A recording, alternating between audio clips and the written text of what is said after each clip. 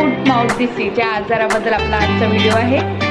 Hand फूट mouth disease हा आजार children to children हा ट्रान्सफर होत आहे। एका मुलाला झाला असेल तर दुसऱ्या मुलाला होत असतो। हा एक व्हायरल इन्फेक्शन असल्यामुळे सध्या पावसाळ्याच्या दिवसात फार वाढत असल्यामुळे ओपीडी खूप पेशंट असे दिसत आहे, लहान मुलं आणि त्याच्यात 5 वर्षाखालील मुलांना हा आजार होत आहे।